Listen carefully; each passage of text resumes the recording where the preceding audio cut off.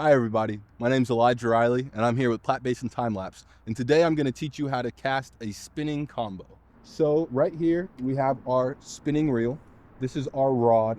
Right here you'll notice that we have monofilament line, and basically what that means is it's a clear line, so once it goes in the water it's hard for the fish to see it, so they don't see the line that's leading to the bait. Right here we have our bobber, also called a strike indicator, and when it moves or it goes under the water, that's how you know that there's a fish near or playing with your bait.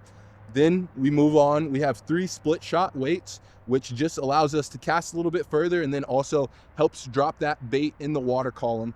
And then right here, we have a hook. And on this hook, you could put a lot of things. You could put a soft plastic, you could put a worm, depending on where you're fishing. If it's legal, you could put a minnow or some type of a chub, anything like that. So what we're gonna do is we're gonna reel it up and make sure that we're about 6 to 12 inches away from the rod tip. And then from there, how we're going to do this is you're gonna make an L with your finger. You're gonna pull that line back to the rod.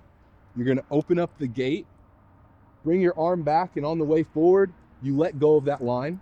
So then it casts and it goes out there, okay? So let's bring this back up, and then we're gonna put all the steps in together at once. We're gonna make our L, bring the line back, open the gate, and then you bring your arm back, and as you go forward, you let go, and then you just let it do its thing. It's gonna go out there and fall into the water.